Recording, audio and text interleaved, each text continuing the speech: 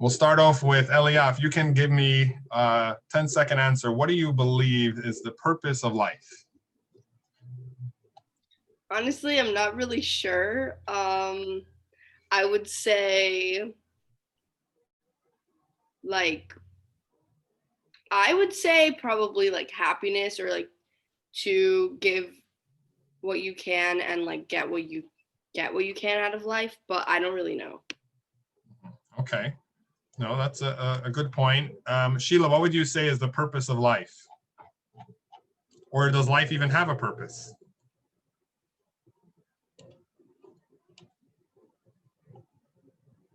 Oh, I think you're on mute. Let me ask to unmute. See if you can unmute, Sheila. Let's see. Oh, there we go. Yeah. Yeah, now we can hear you. Yep, perfect. Okay. Well, I think life has a purpose. I mean, to see, because otherwise, what would you be? A blob? I mean, you have to do things, you have to accomplish things. Right.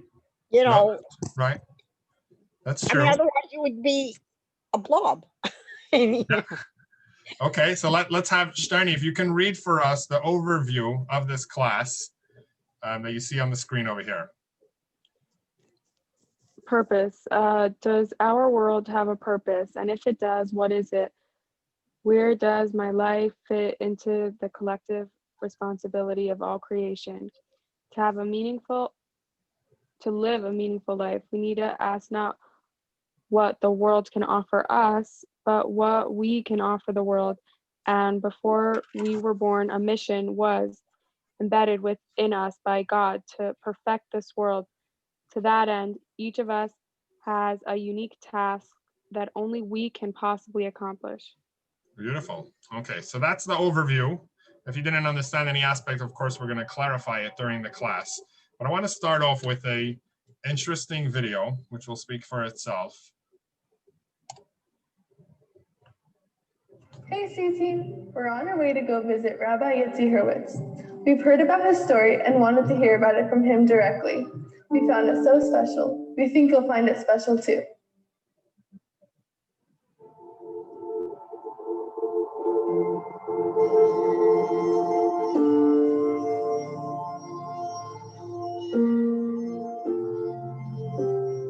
Dear CteenU, I was talented.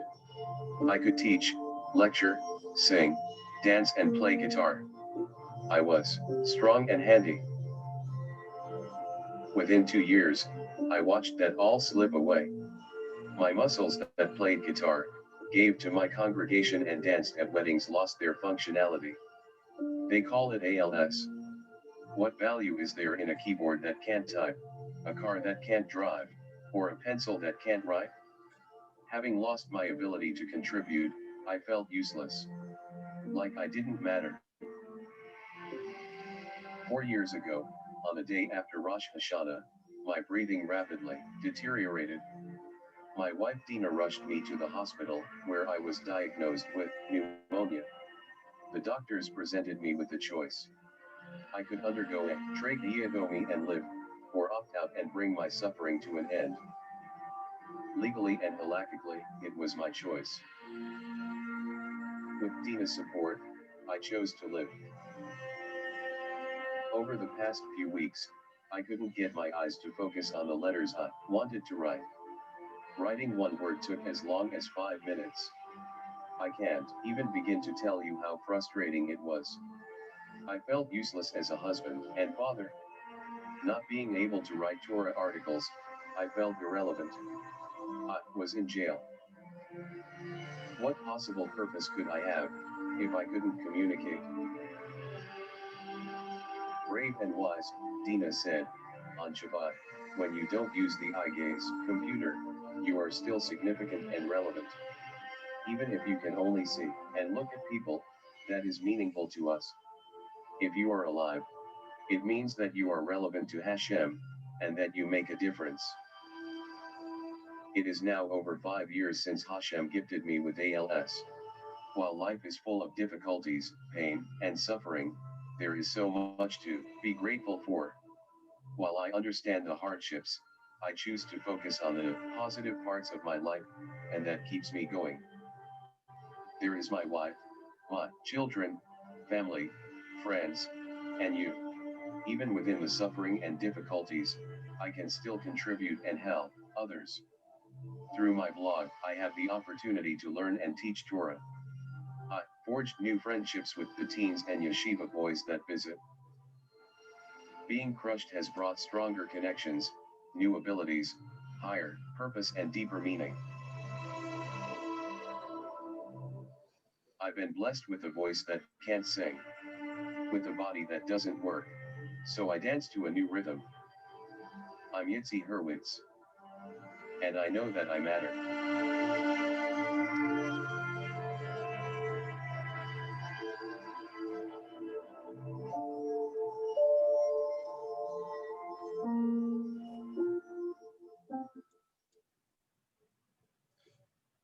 So what I find fascinating about this video is that it's not a beautiful ending where miraculously he recovered and everything worked out perfectly.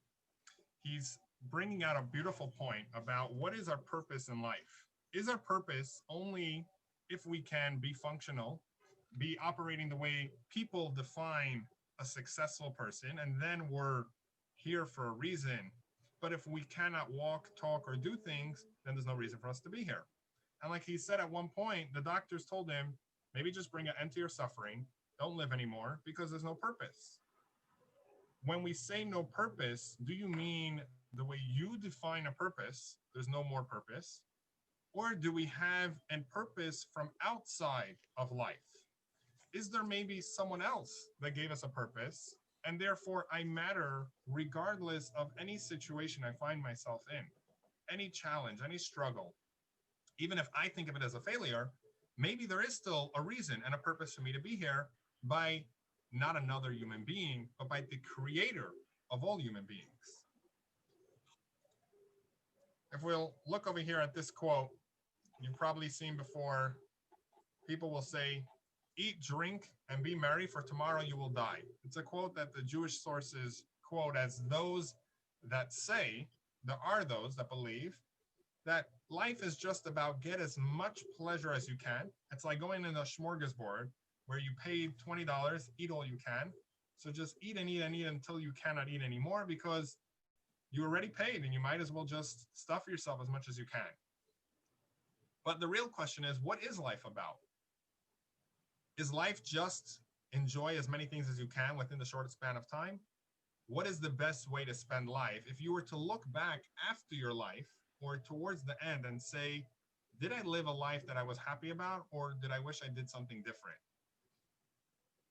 Are we supposed to do anything with our lives, or is our lives sort of like just free vacation time where do as much as you want that you want to do? So these are the questions we're going to discuss in the class. Let's look over here, another short clip.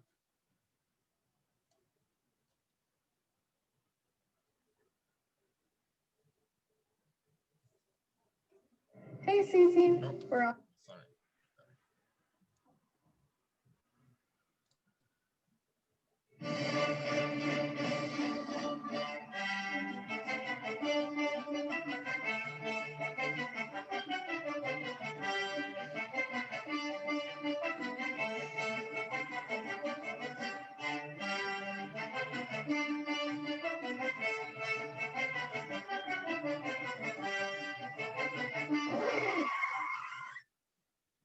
That would be a short synopsis of our entire lives. We came, if we would look at it as in one day or in 25 seconds, you went through an entire life of being a baby to passing away, you would find it meaningless. Now, does it make it that it's over 80 years or 120 years any more meaningful? If there's no purpose, we're just running after something which we don't know where we're running to and what we're trying to get, then where are we going? Why are we just following whatever everybody else does? In other words, you could ask, based on all these people's different actions, does it make a difference how we spend our lives? Is there the correct way and the incorrect way for living our lives? And the answer in short would be, if there was no creator, then it absolutely makes no difference how you live your lives. If we're all here by accident, by chance, just happens to be that this is the way it is, then if we're results of arbitrary events, then our lives don't have any meaning. There is no reason. And absolutely, do whatever you'd like to do. But if we believe, as the Torah begins with the most valuable lesson ever, the first verse says, in the beginning, God created heavens and earth. There was a creator, which means there was a reason, there was a purpose. Then comes the question, what is the reason? What is the purpose? Where do we find it? How do we do it?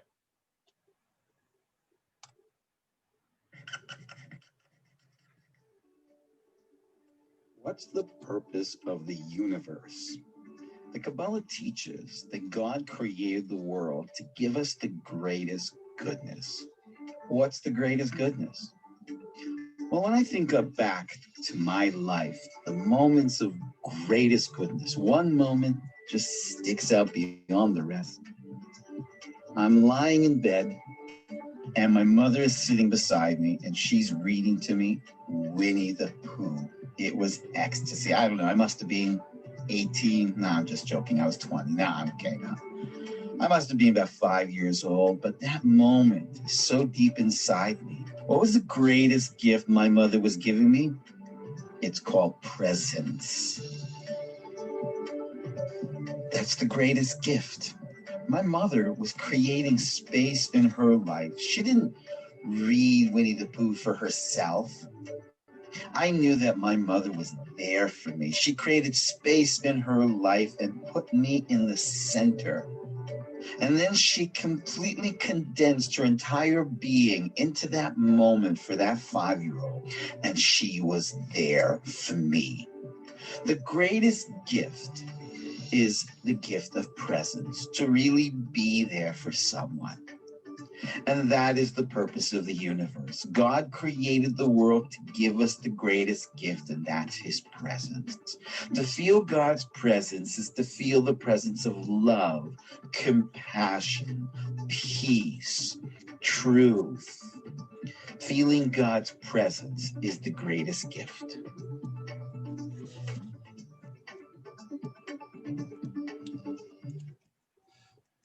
So there's a nice point in this video about having God's presence in this world, but it's not the final answer, because ultimately we only need God's presence if we are in existence. If God didn't create us, we wouldn't need to feel his presence, meaning the mother only has to spend time with the boy because she had a child. If the mother did not have the child, there wouldn't be someone that needs his mother's presence. God created us, and then we have needs. We need to be in God's presence. We need to have that feeling of love, compassion, but then why create us in the first place? God didn't take us from another planet where we were suffering, bring us to here and say, let me help you have a good life. God created us. He made us in the first place, and we have problems that now he has to solve. Just don't create us in the first place, and you won't have to deal with us. Why would God even make us the way we are? He could have made us that we don't have any needs. We don't need to eat. We don't need to sleep. We don't need feelings and emotions and love and compassion and family and friendship. He could have created us that we already know him and we're perfect. What was the reason? What was bothering God when he woke up the day that he said, I want to create a world, that therefore he created it? What was wrong with what was going on till then? What was the problem with how things were without having God creating this world?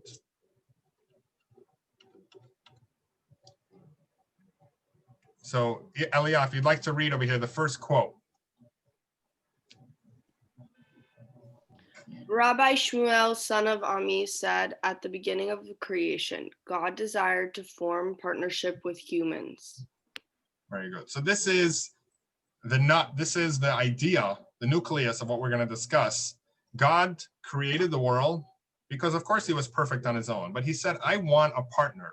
I want someone that can do things with me that I can do on my own, but I have a desire that someone else shall be doing this with me. And that's why God created the world. And let's read this next quote, which discusses how could we be a partner in God's creation? God is perfect. God can do things way better than we can. So Sheila, if you'd like to read this story, it's a little bit hard names, but Tyrannus Rufus the wicked asked Rabbi Akiva, which works are more beautiful, those of the Holy One or those of flesh and blood? He said to him, those of flesh and blood are more beautiful. Tyrannus Rufus the wicked said to him, look at the heavens and the earth. Are you able to make anything like them? Rabbi Akiva said to him, do not talk to me about something which is high above mortals, things over which they have no control, but about things which are usual among the children of Adam. He said to him, why do you circumcise? He said to him, I also knew that you were going to say this to me. I therefore anticipated your question when I asked to you. A work of flesh and blood is more beautiful than one of the Holy One. Bring me wheat and white bread, he said to him. The former at the work of the Holy One, and the latter is the work of flesh and blood. Is not the latter more beautiful? Bring me bundles of flax and garments of Bethshean. He said to him, the former are the work of the Holy One, and the latter are the work of flesh and blood. Are not the latter more beautiful? so to recap this story, he said, how could you say that we are supposed to perfect God's world? God's perfect. God made the world. We cannot make the world. Why would we need to add on to God's world? For example, circumcision. His question that this wicked king asked the rabbi is, God created us without circumcision. Why would he then go and say, oh, I'm going to perfect the body and circumcise? If God wanted us to be circumcised, he would have created us circumcised. He clearly wants us to be uncircumcised. So why are we thinking that we can perfect God's world? Who said we can become partners in God? The rabbi answered, he said, tell me, do you eat wheat or do you eat bread? Do you eat food the way it grows on the ground, or do you prepare it? Do you take flax that grows on the ground, or do you turn it into a garment?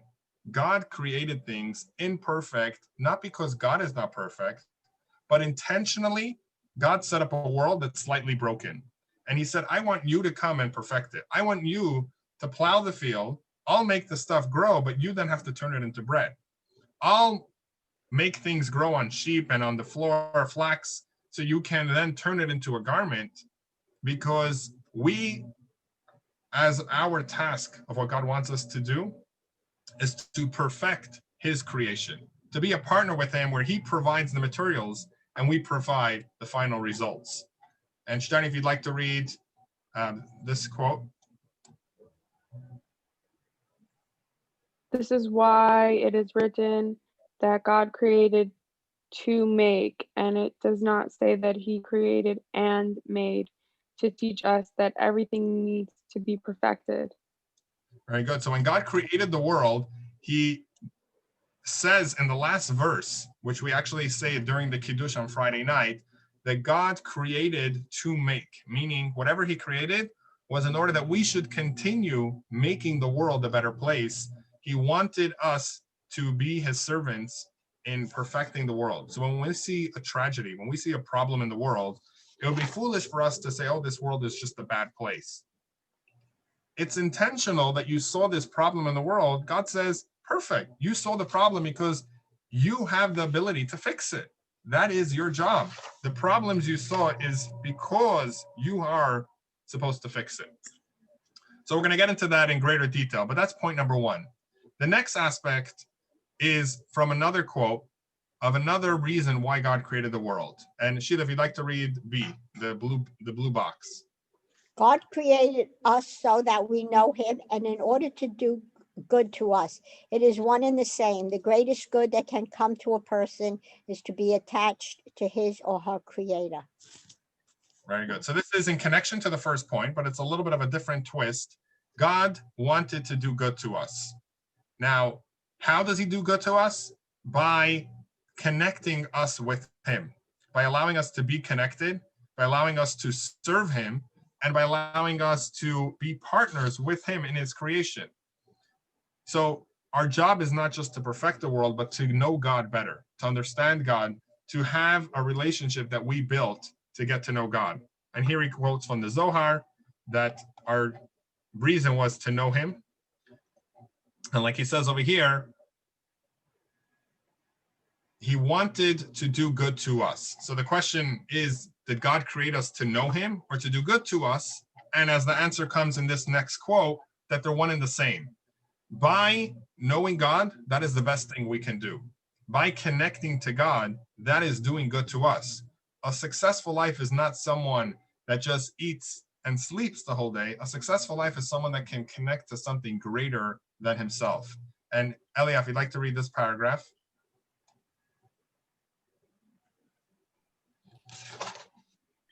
He created others in this lower world so that we would recognize his exaltedness. And this idea is included in the idea of bestowing goodness, because there is no goodness in all of existence equal to perceiving godliness. Right. We're gonna explain this more, just like in the world. You have earth and water. Their purpose in life is not just to stay who they are, because then they're very limited to what they were able to accomplish. Earth feels successful when it doesn't just act as earth doing nothing, but it allows things to grow out of it. When water and earth come together as a team to plant seeds and allow for vegetation to grow, that is its success. It feels like I'm elevating to something greater than what I can be on my own. Plants and vegetation don't just want to be there and do absolutely nothing with their lives, grow, fall on the ground, rot, and then grow again, because then what's the purpose? They want that they should be consumed and be used to benefit the world, benefit animals, benefit other human beings, so that they can be functioning. Animals, their goal in life is not just to sit there, wake up, run around the whole day to feed themselves, do absolutely nothing to benefit the world, and then die, because then what was the purpose? To have just animals kill each other their whole lives and then die, and the next generation does the same thing? Where are we going? What's the reason? Animals desire, and their success in life is if they can serve something greater than just themselves by consuming fruit, by consuming vegetables, by consuming other plants, other items that can give them life, and then they can go on to serve someone greater than them, which is the human. They can go on to plow the fields, to be involved with assisting humans in traveling and in doing other aspects of their lives, so we can then, as humans, do what we should be doing, which is continuing the chain and not just serving ourselves. If our entire life is about us taking care of ourselves, then how are we any better than the animals? Why should we be better off than them? Why should we be able to use them? As we'll get to later on in the class, but rather, we serving God is continuing that chain, that everything that we consume, the animals and the fruits and the vegetables and the water that we consumed, everything that we took up in this world, is in order for us to elevate all those items and connect them to something greater than ourselves, which is God.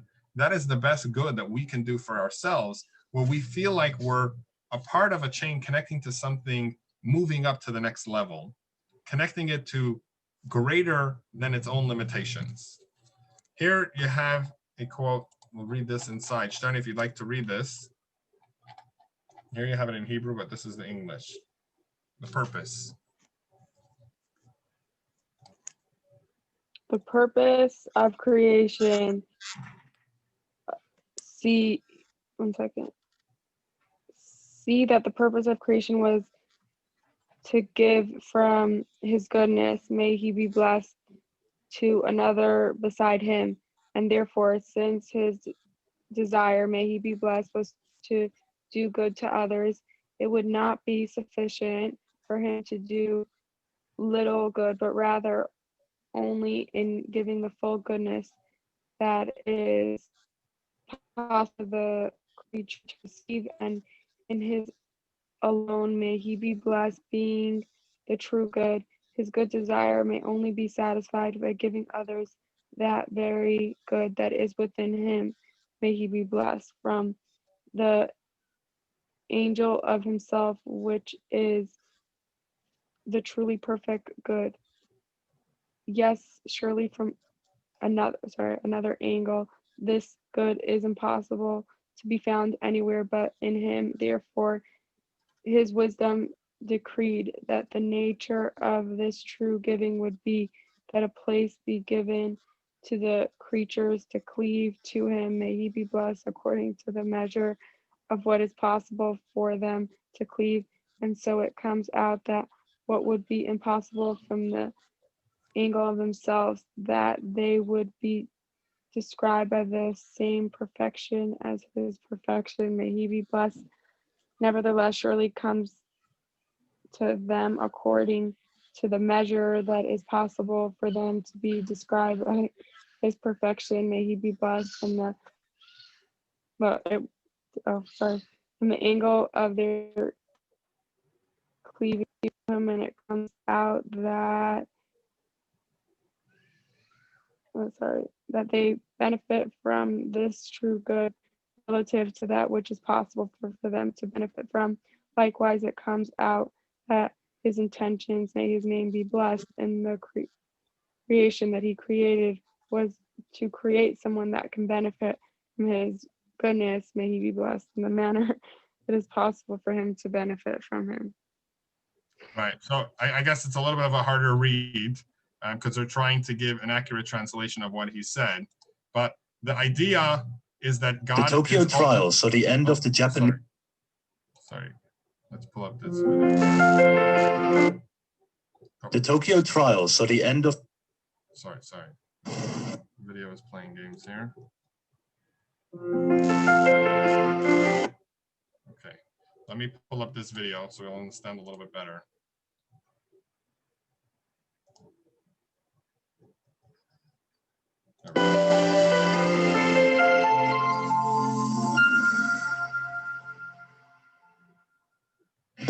Everybody talks about purpose of life. We all want to know what is the purpose of life. And we all more or less find the purpose in life. My purpose in life is to become a doctor, an engineer, an architect.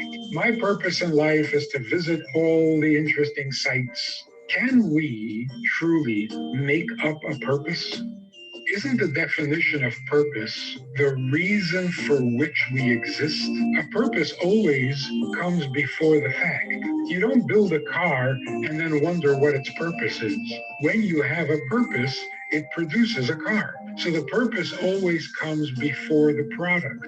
When we say the purpose in life, we're not talking about a purpose we can make up after we find ourselves alive. Purpose of life must come before life, and the life is the result of that purpose. So when we say purpose of life, you're actually saying God created us with a purpose.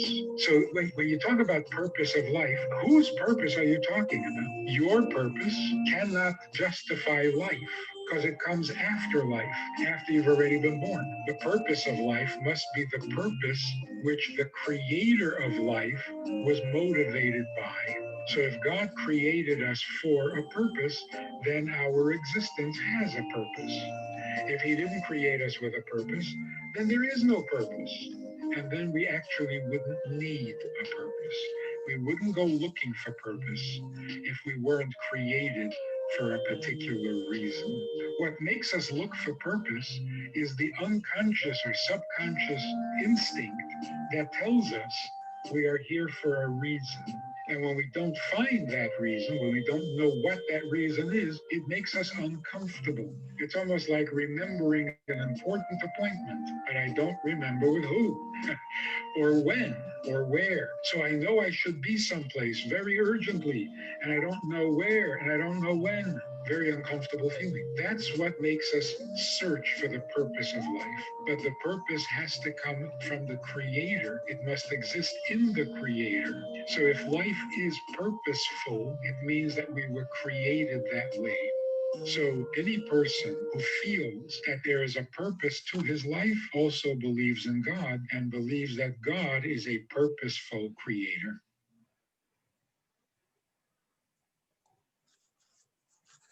Okay, so that point is like he was saying here in this paragraph. Shani, thank you for reading that. That in each aspect of our life, God wants to give us the best, and therefore God creates us with the ability to connect with him, which is the true good.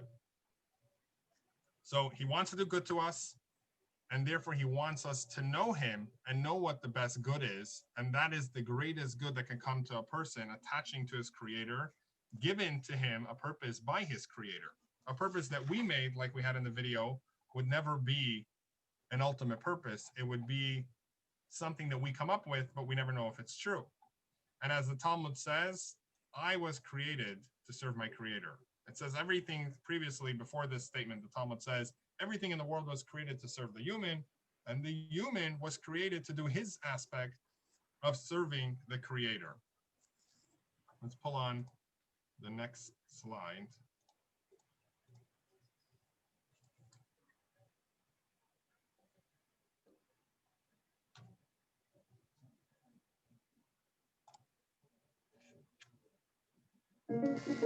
A meaningful life.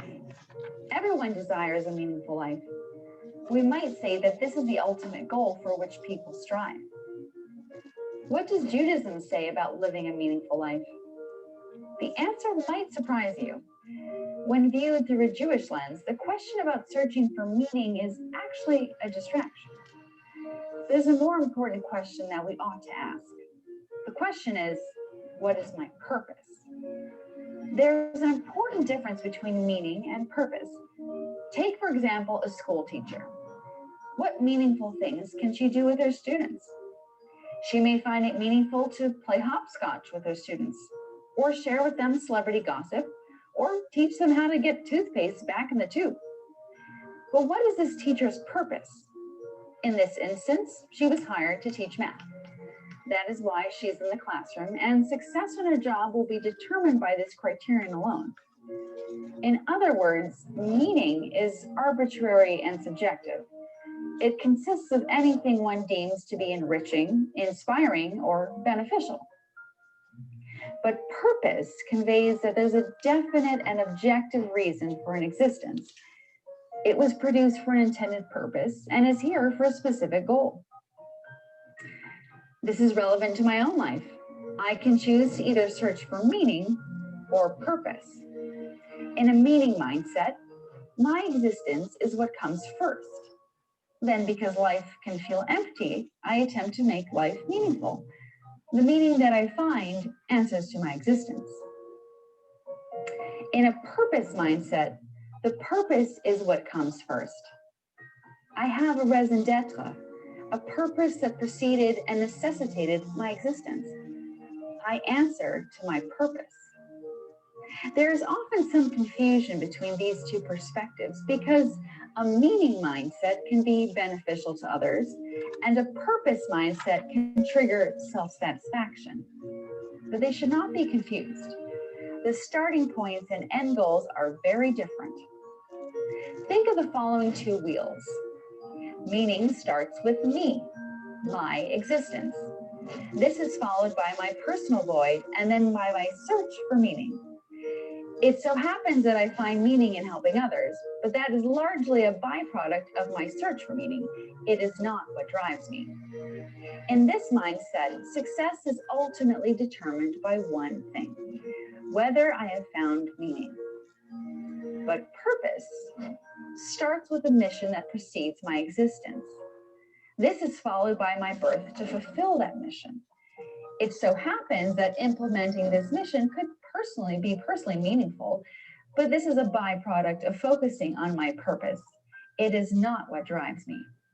In this mindset, success is determined by whether or not the need for which I was created was addressed. A think Jewish perspective is not focused on meaning. It's focused on purpose. When Jews throughout history celebrated their survival, they would link the celebration with an existential question. Why did we survive? Why were we put here? What is the purpose? That was their question, and that can be our question too.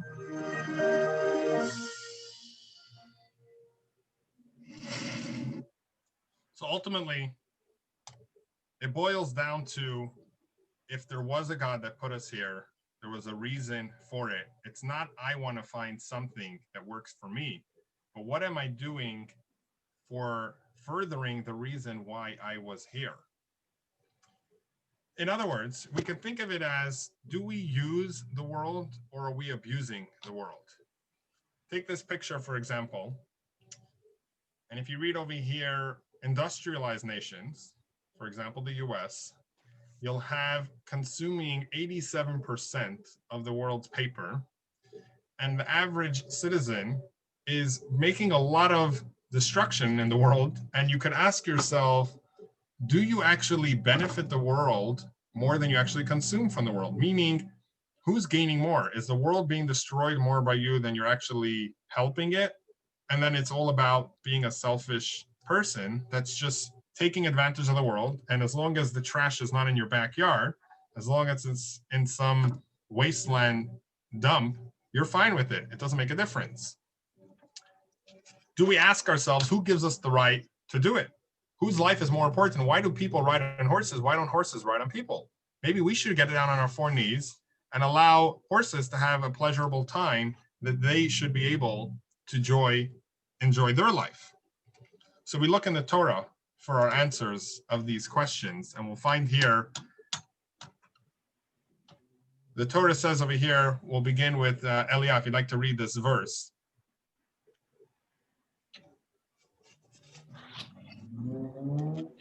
Genesis? Yeah.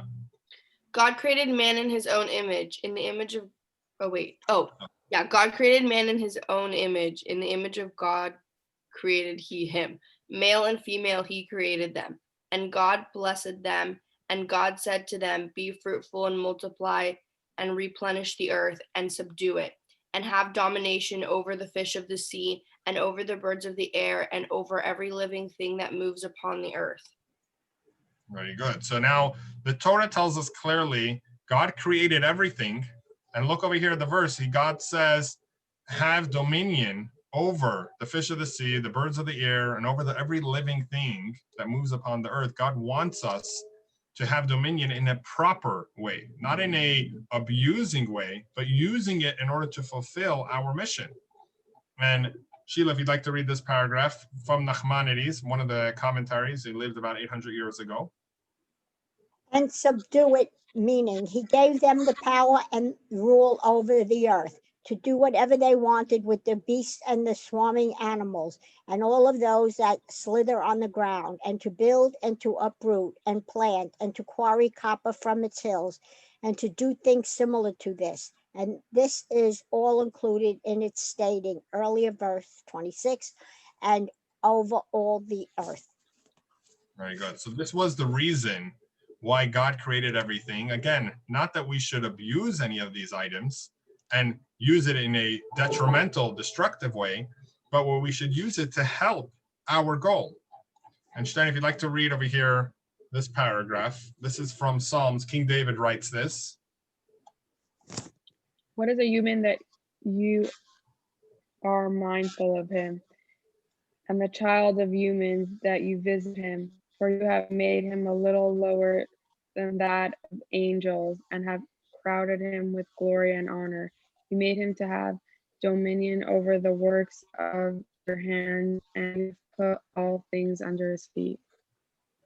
So clearly, King David says, "What is special about the human that you remember him? That you made him so unique that he's in charge of everything else. He's almost like angels, and everything in the world is under his control." So God clearly gave us dominion and control over them. Why? And the answer is, we get back to our pyramid, that they were created to help us in order that we should help God. If we do not act the way we shouldn't have a right to step on the floor. We shouldn't have a right to consume animals, because what makes you any better than them? And like the vegans have a good claim, you shouldn't destroy the animals just because you want to have a better appetite. That's like another human killing a human because he wants that guy's money. But the answer why we are allowed to is because if we are living a purposeful life, if we're living a meaningful life the way we're supposed to, not only does that give us the right to use other items in the world, but they actually want us to use them. They want us to help them elevate to a higher level, to be a part of a greater purpose, to be a part of a success of making this world the amazing place that it could be. Where's our slideshow? Like you have over here, people will say, if he gave us clearly the right over creation, and the reason is to use it. So we could save and love your planet by using the planet for its ultimate purpose. The purpose that God created it for, that is the reason why we're actually helping and perfecting this world. Let's watch this video.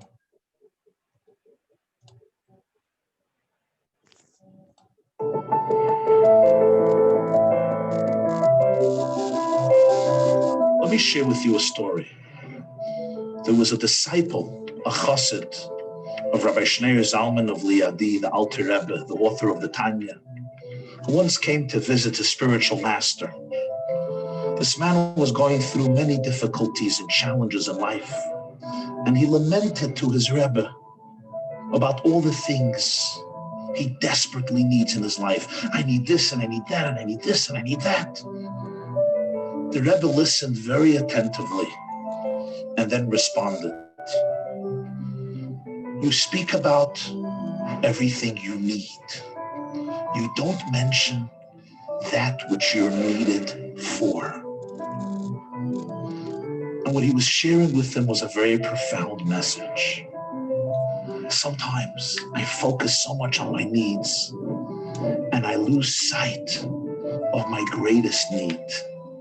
And my greatest and deepest need is to be able to live the life that I'm needed for, to be able to fulfill the mission for which God sent me down into this world, to live a purposeful, meaningful, inspired life. When I focus only on my needs, I live a very narrow and small and impoverished life. Ask not what God can do for you. Ask what you can do for God, what you can do for your people, what you can do for the world. Don't only tell God how great your problems are. Also tell your problems how great God is.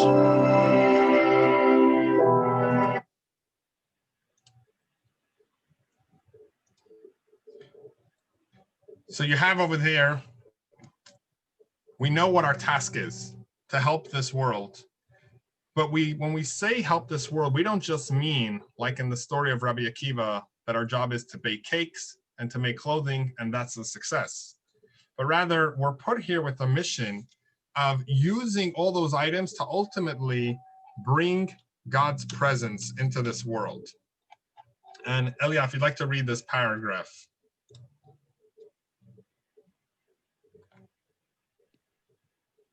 Okay. It is a well-known rabbinic statement that the purpose of the creation of this world is that the Holy One, blessed be He, desired to have an abode in the lower worlds, and divine light of the blessed infinite being shines through garments and in concealment of the countenance, which screen and conceal the light of the blessed Ein Sof infinite being, in order that they should not dissolve out of existence. So in other words, God intentionally hides himself in the world, and he wants us to scratch away from the surface and reveal the true existence behind everything. How do we do this? God gives us the tools. God tells us by following his guidelines, following his instructions, his commandments, his advice, it allows us to fulfill the ultimate purpose of what we were here for in this world, to bring godliness in a revealed way. That God should feel like this world is a perfect abode, a home that is welcoming the experience of God. Let's pull up over here this clip.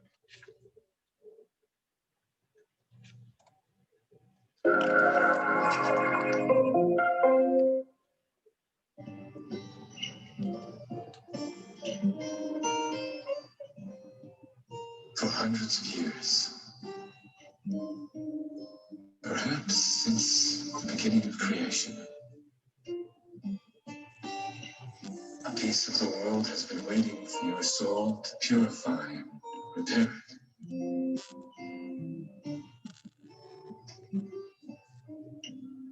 And your soul, from the time it was first emanated and conceived, waited above to descend to this world and carry out that mission. And your footsteps were guided to reach that place.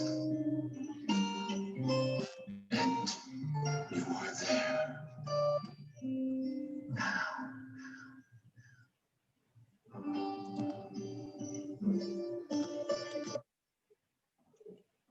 So God guides our footsteps into being in the right place that we're supposed to be to fulfill our mission, to do our part in perfecting this world.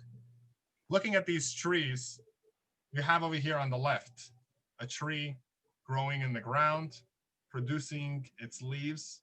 And then you have tree that was cut for firewood or to make a cabin. If you ask yourself, which tree was more purposeful? Which tree feels like it accomplished its mission? Sheila, which one would you say feels better? Which tree is jealous of which?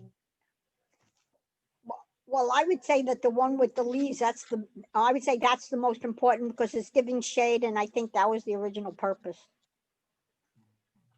Okay. But I'm assuming But I mean, I could understand that you could, make a house and things like that, but, maybe you wanted it for shade. Maybe it's a fruit tree.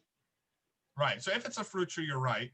But assuming it's not a fruit tree, according to our belief, we say that the tree that's growing doesn't feel like that is the ultimate goal. If we believe that nature is an end for itself, meaning that is the ultimate, then of course, making it into a cabin or making it into firewood, you're destroying nature. Who gives you the right? You're taking it away from its goal. But we believe that nature by itself is not an end. That's not the ultimate purpose. The purpose was to make this world a better place. And everything that's here is to serve that.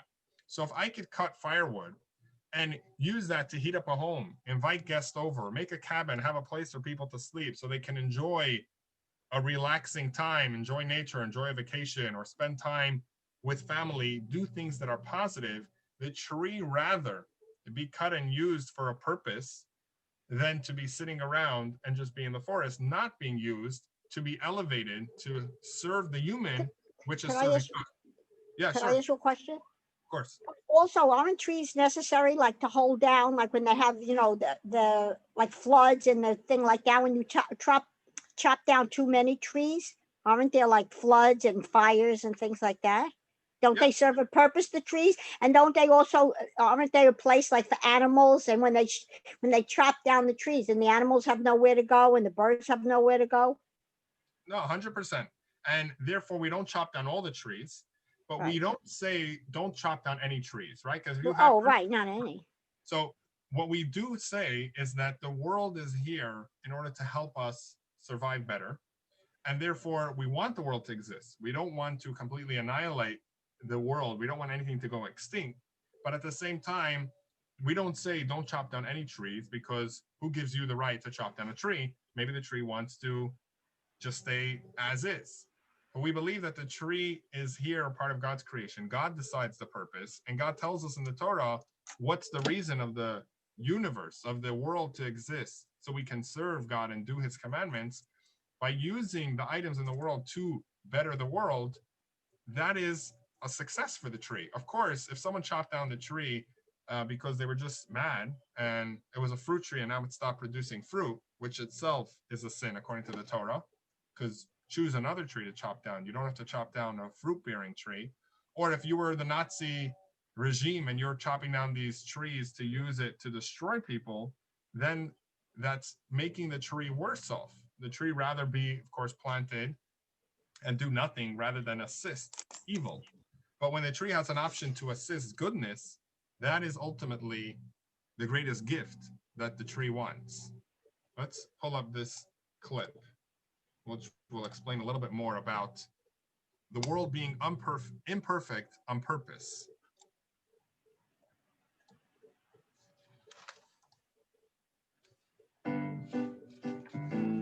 Imagine you go to an amusement park and the place is empty. Awesome. I've got the whole place to myself.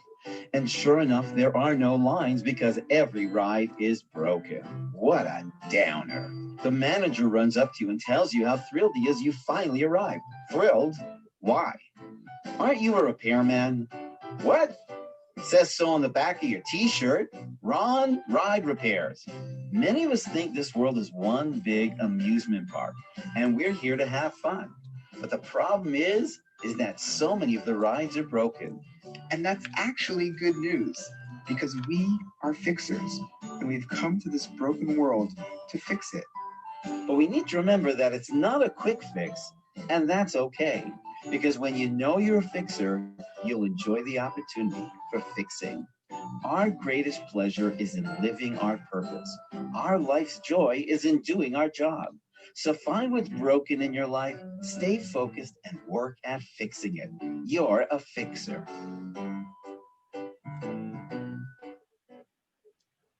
Okay.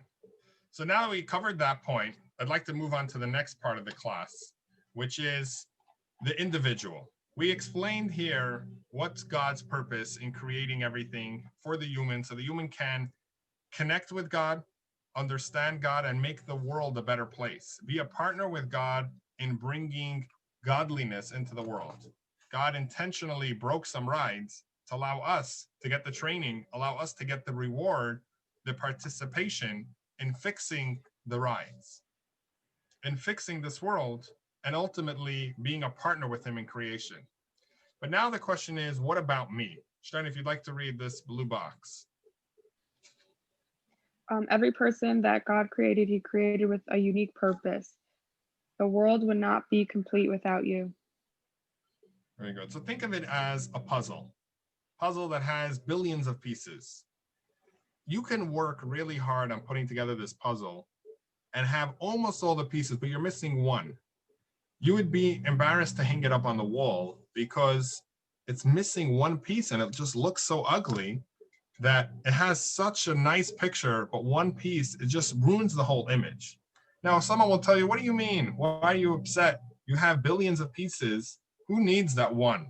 You say, yeah, but it's a picture that everybody makes together. It's not like money. Money, if I have $7 billion and someone takes from me $1, I'll say, who gives? Doesn't matter. I have so much. But that's because they're all copies of one another.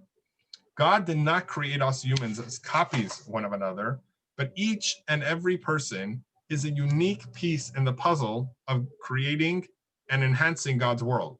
He created us different intentionally because we each have our own task of what we need to do. Let's read this quote from Maimonides. The Rambam writes this. And Sheila, if you'd like to read this paragraph. A person should always look at him or herself as equally balanced between merit and sin, and the world as equally balanced between merit and sin.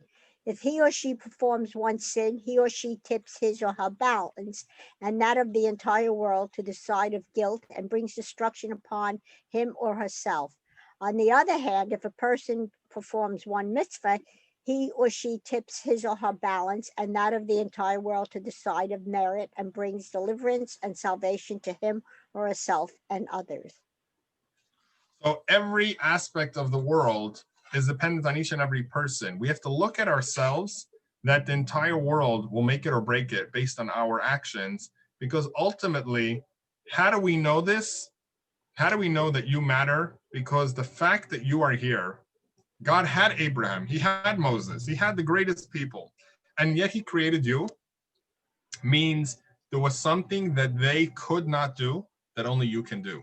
You're not just here because your parents decided to have a child and therefore you ended up being here. Many people try having children and aren't successful. God creates every single person with a reason, with a purpose, regardless of whatever anybody else says or does or thinks about them. There's a reason why they're here. Getting back to our first video of Rabbi Yitzi Horowitz, the man with ALS, there's a reason why he's here. What's the reason? We might not know, but God knows the reason. God put him here and he's still keeping him alive. If God thought there was no reason for him to be here, God would take away his life. The fact that he's still around is because there's something that he can do, not just for himself, but for the entire world. The entire world needs him to do his participation in this grand picture that we're trying to build together.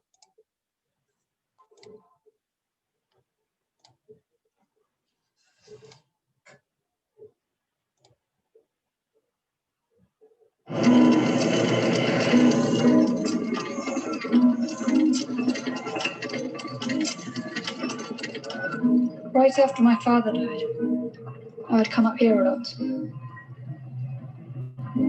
I'd imagine the whole world was one big machine. Machines never come with any extra parts, you know. They always come with the exact amount they need. So I figured if the entire world was one big machine, I couldn't be an extra part. I had to be here for some reason. And that means you have to be here for some reason too.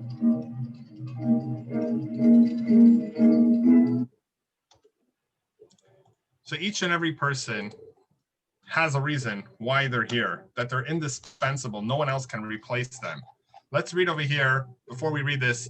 Elia, can you think of an idea? Why would God only create one person in the beginning of creation? Ultimately, there's 7 billion people. Why wouldn't God just from the beginning create 100 people, 1 million people? Why would he start off the world with just one person? Which, by the way, has a negative aspect to it, which we don't realize sometimes, that even though we don't want people marrying siblings, and the Torah prohibits it, it says at the first generation after creation, God had to allow it, or else the world would not exist. Meaning, Adam and Eve, they had sons and daughters. The Torah tells us about the sons, but it says that they also had daughters. It doesn't tell us their names. Who did they marry? There were no other people other than their own siblings. So siblings had to marry siblings in order for the world to procreate, in order for the world to exist, which was a one-time exception that the Torah tells us God allowed. Why not create multiple families in the beginning, multiple people, and this way you won't need to have people marrying their own family members for us to exist. So I don't know if this is like the right perspective, but like I'm trying to think why he would do that, and maybe because it needed to start like small, or like to avoid conflict, like because I feel like if he just made 1 million people, like it would be crazy. I don't know. I actually don't know. That's a really interesting thing. I've never thought about that. Okay, so we're about to find out the answer. Let's have you read this paragraph.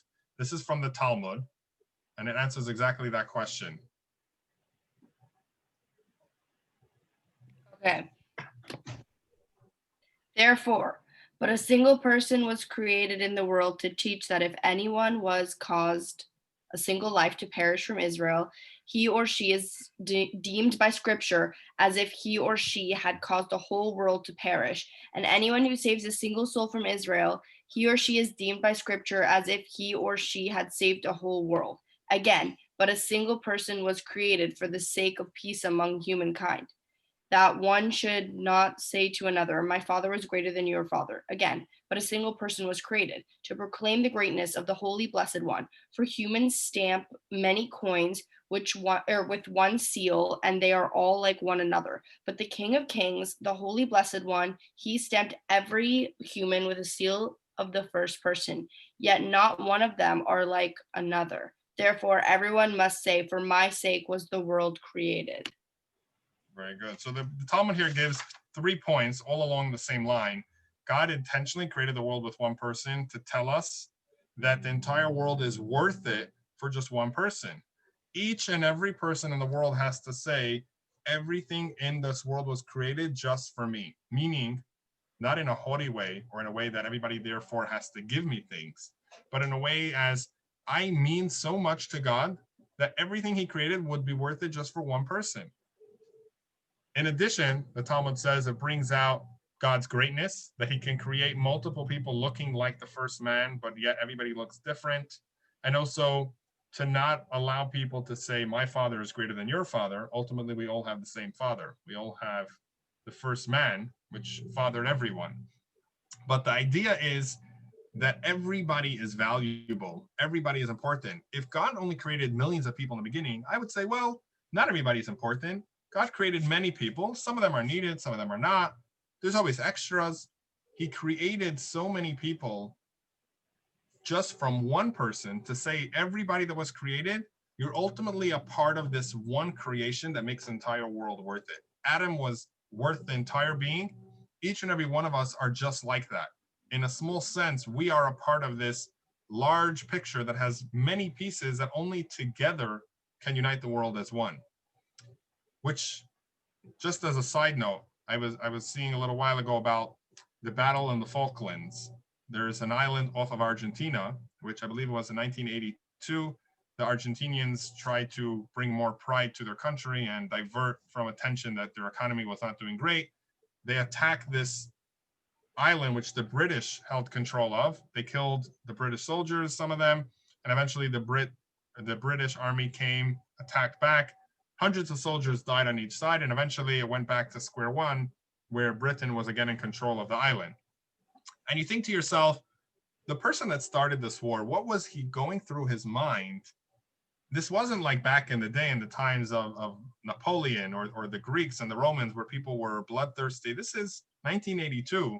A lot of your parents were alive then. This is something that going back less than 40 years ago, and a normal country, this is not Saddam Hussein or some Al-Qaeda, just attacked and killed innocent soldiers just because he wanted to bring out some more ratings in his country, get more PR. And then the other country attacks back and hundreds of people died. Families were destroyed. Lives were ruined. Of course, the people on top that were calling the shots, their lives were all okay. But so much destruction because they didn't value another person's life. They didn't say, wow, each and every one of these people, I don't care if you were born in Argentina or in the UK, what does it make a difference on which block you were born or which neighborhood and then which country? We're all in this world together to make a better place. No one was threatening the other person. We're not talking about a war of survival, America against the Japanese or the Germans, or Israel against neighbors that want to destroy it. You're talking about someone that attacked less than 40 years ago just for the purpose of getting more PR from his community, but lacks this value of saying every life is important. I don't care who controls the island. My goal in life is to have a peaceful place where we can all see ourselves together as equally significant, just as important as I am, is my adversary, the guy from another country. Just because he doesn't live in my country and speak the same language doesn't make him any less important than I am. Going back to our slides,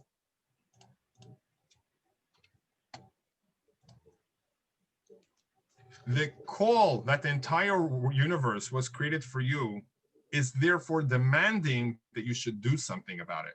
It's not telling you, therefore, everybody should pay you royalties every day. It's saying that you have something unique. And there's a reason why specifically you were created with your family, with your challenges, with your struggles, your blessings, your talents, and your success. It was for a reason that there's something unique that only with all those aspects in your life, with everything exactly set up as it is, can you fulfill your mission that no one else can do, because no one else has your life. That's why all our lives are so complex and different, because we each have a unique place we need to be. No two pieces of the puzzle are the same. Every piece has a little different cut, a little different shade, a little different color, a little different drawing on it, because it's intentional that way. That's exactly what makes up the puzzle.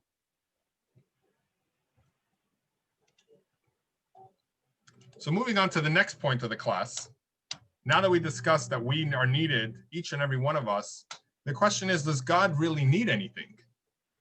If he's the creator, and Sheila, if you'd like to read this box. The creator of all that exists does not lack anything at all, yet he chooses to desire this world and its people, and for these people to bring this world to completion. So it's not that God wasn't able to do things and therefore he needs us to do it because he lacks, but rather God had a desire to want to be with someone else. He wanted a human that he creates that can then go ahead and do his part in creation. So he chooses to really need our participation because we're so connected with him. Because this is something a part of him, this is what assists in making his world the place he wanted it ultimately to be. And we'll see here, we say this verse in prayers on Yom Kippur. And Shani, if you'd like to read this. Okay. You have set humanity apart from the beginning and recognized them as worthy to stand before you.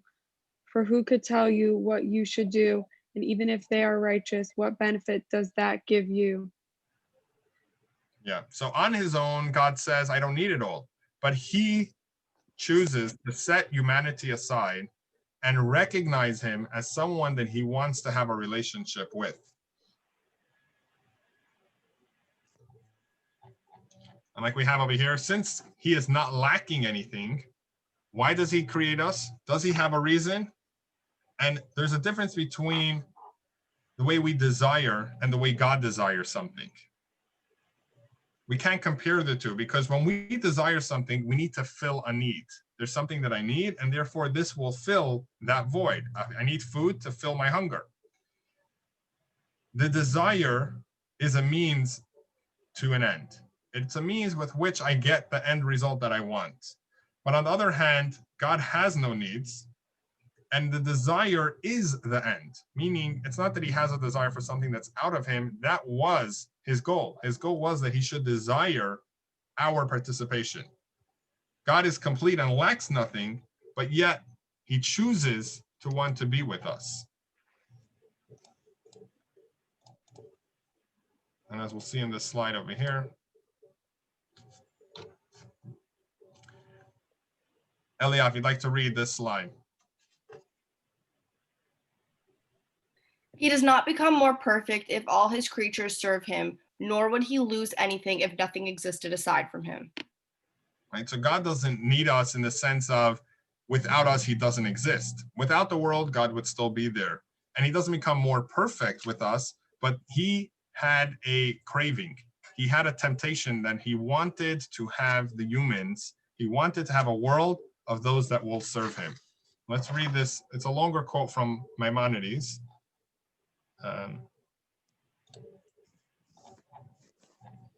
Let's scroll down over here. And Sheila, if you'd like to read this. Intelligent people are very perplexed when they inquire into the purpose of the creation. An agent that acts with intention must have certain purpose in that which he performs. This is evident, and no philosophical proof is required.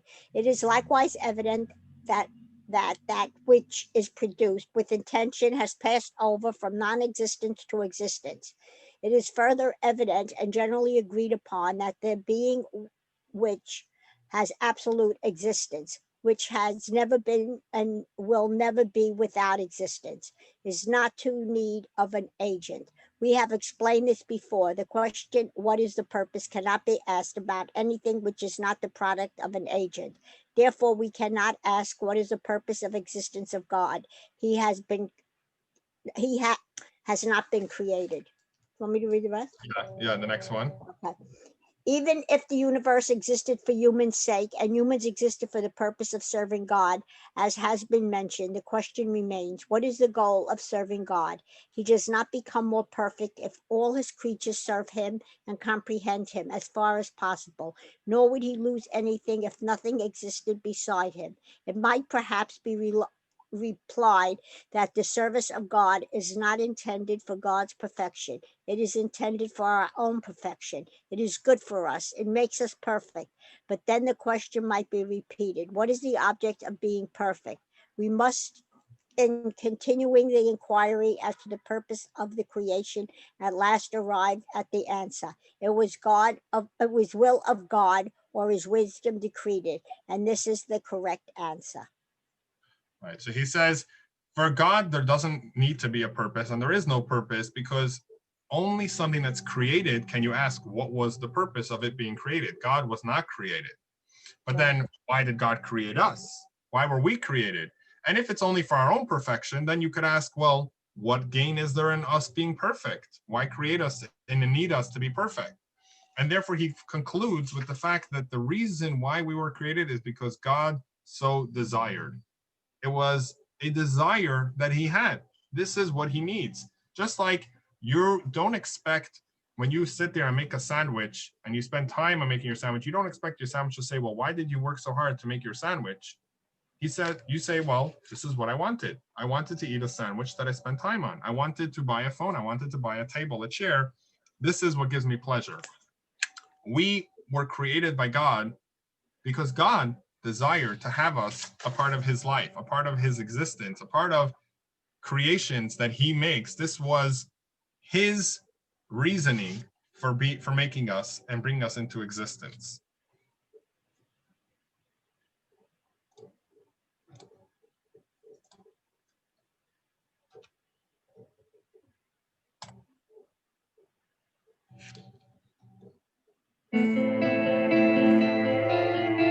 Well, in this world, everyone has a role, and teens, mostly teens, I believe that not everyone has found their role yet.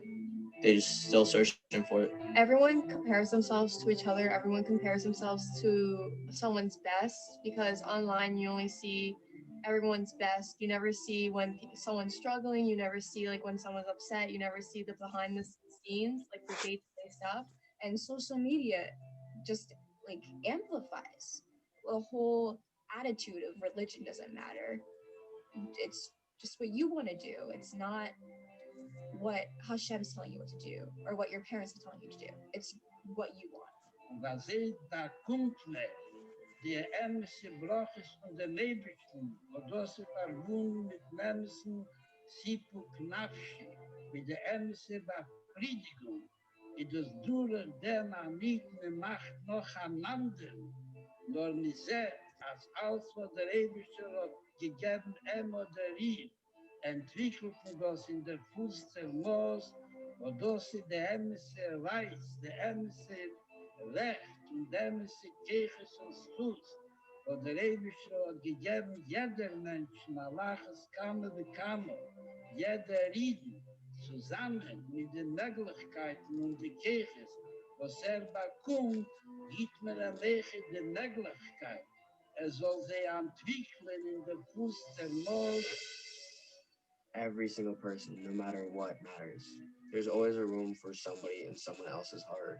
Everybody matters. Like everyone is where they're supposed to be. God has a plan for everybody, and you might not see the big picture now, but he has like a bigger plan for all of us. When you can finally get someone to see that, everything about them changes. They can push themselves to do what they actually want to do. You have a purpose. You're supposed to be here. That would give me strength to be who I am and not be like ashamed of who I am. Und darf die Dämmel etwas sein mit der Hatzloche, worin geht in den Weg, was in der Sommer, was ist zugepasst zu seinem Charakter und zu seinen Möglichkeiten und zu seinen Schlichten, wo der Ewigste hat ihm gegeben, in Zug auf der Miet, wo Dämmelt wird, Bottel, der Jesod, ab Kine, der Kajese Basel, wissen sich, als wird ausgenommen seine ganzen Möglichkeiten in der Fuß der Moos, Punkt, dass eben der Zweite hat ausgenommen seine Möglichkeiten, wo der Ewigste hat ihm gegeben, in der Fuß der Moos. I remember feeling so happy just seeing him like talking about it. It felt like he was talking to me specifically.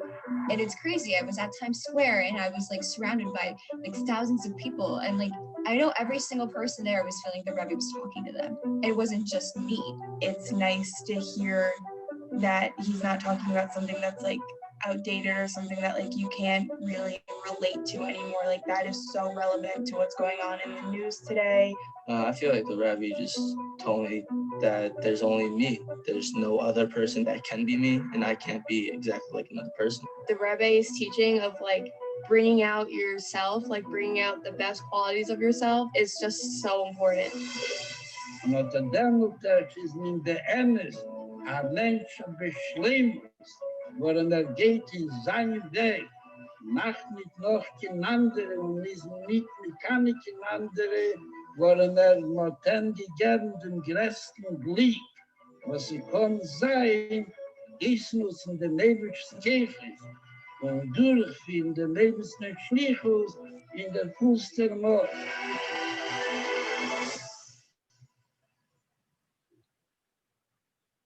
So each and every one was given exactly what they need. Being jealous of someone else, looking at someone else's life is actually being extremely detrimental to us because it makes us focus where it doesn't benefit us and it just throws us off track. We were given exactly what we need to make our lives the best it should be.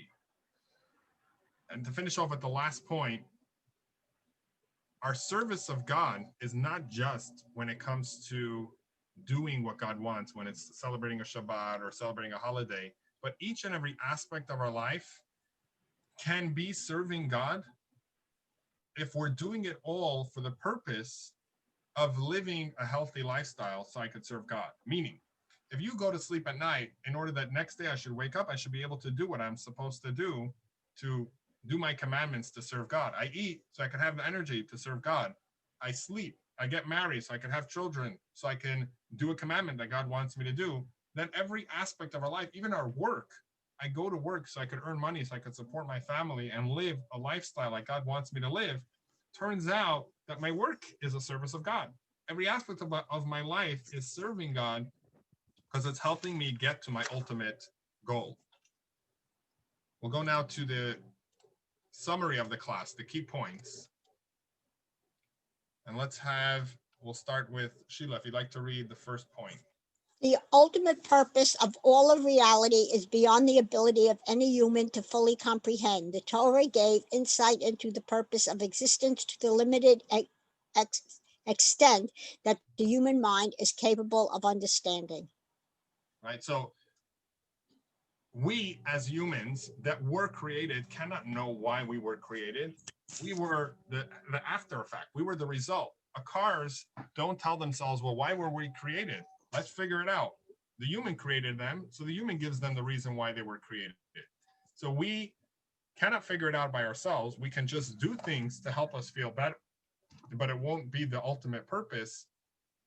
God gives us the reason. He tells us in the Torah what's the reason of our creation to the limited amount that we can understand.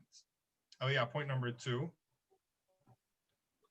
The universal means for all of creation to fulfill their purpose is found in the commandments and guidance of the Torah. Are you going to explain it? If you'd like to explain. Well, I think like what you just said. God, we didn't know, like God created us. It wasn't like he needs us, and it wasn't like he just wanted to make humankind, and we all have our own purpose. It's not like everybody's meant to do something else, but also like that one quote that you read from, I don't know if it was from the Torah or the Mishnah, but it was like, it was probably from the Mishnah, but it was like God, humans are created to serve God, I don't know exactly what it was, but I remember that's all I remember related to this, and that kind of, I don't know if that made sense. Yeah. So you're right. Our goal is to serve God, and basically what he's saying over here as well is, if God had to give us one message after he created us, what would be the most important message? If you were to sum up and say, I could speak with God and ask him one question, what would it be? Most people would say, God, tell me, why am I here? So if God gives us the message, he gives us the Torah, he gives us his commandments, that's his answer. That's him saying, you want to know why you're here? Why did I create you? Bingo. Here you have it all spelled out. Fulfill the commandments, do your part in making this world a better place, a godly place, and then you fulfilled your mission. Then you did what you were supposed to do. Like if someone were to take you, say, hey, come here, and they bring you somewhere, the first thing you would ask them is, why did you bring me here? First thing we want to ask God is, God, why am I here? I could just do what everybody else is doing, but that doesn't fulfill my desire deep down inside, like we had in the video. The fact that we're so consumed as to what our purpose is shows that subconsciously we have that craving inside that wants to be fulfilled. It wants to answer, why am I here? And therefore God says, let me give you the Torah, let me give you the guidance to answer that question. Steiny, point number 3. Humans have an intrinsic and essential purpose on this earth that affects all of creation. All parts of creation also have purpose, but only as secondary to the human being. So because the whole purpose of creation is that we can fulfill the Torah and do mitzvahs, the things in creation like plants and animals are there to help us to get to that place where we are able to fulfill the mitzvah. Right, very good. And the proof is there's no commandments that God has to trees or animals. If they had their own purpose, then God would say, do your purpose. Why doesn't God command them? Why are there no 10 commandments for animals, 20 commandments for trees, 30 commandments for the ocean? Don't make tsunamis, because there is no will on their part. There's no free choice because they don't have a purpose that they need to choose to do. They're a part of the props that God created to help his mission of the human being, making this world a better place. To help fulfill that mission, he created everything else.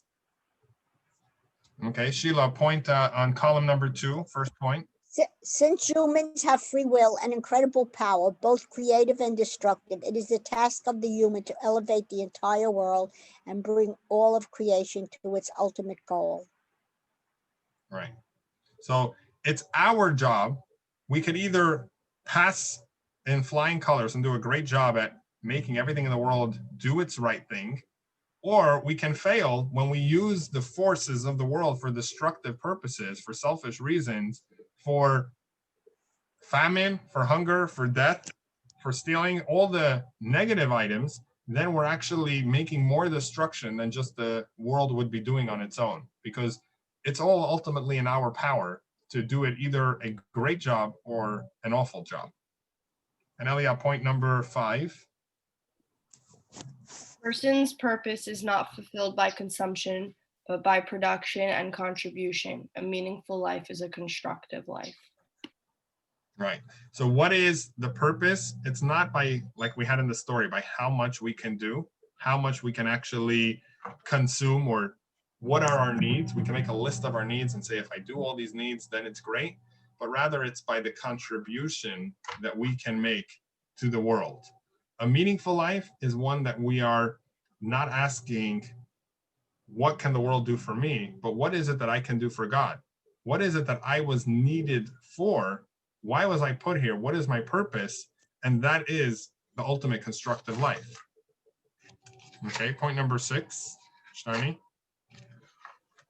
Each person also has a unique and specific contribution to the world that only they are able to accomplish. Each person's fulfillment of the mitzvahs is also unique based on their effort and intentions. So, like we each were given our own specific talents and our own circumstances that help us to fulfill our unique mission that no one else has. Right. Meaning we're not just another person that happens to be here, but it doesn't make a difference if we're here or not, which ultimately is the reason for depression when people feel like they want to commit suicide, is because there's not a feeling of I'm needed. There's something special. It's a feeling of like, it won't matter if I'm here or not. But rather, the reason why we're created different is because we each have a unique and special contribution that only we can do, only with our challenges, with our specific gifts and struggles, can we ultimately succeed and do our part. Okay, with that, we'll conclude. Thank you all for joining. And we will see you all again. Yeah, my pleasure. We'll see you all again next week. Okay, Thanks, Rabbi. Thank you. Bye. Bye.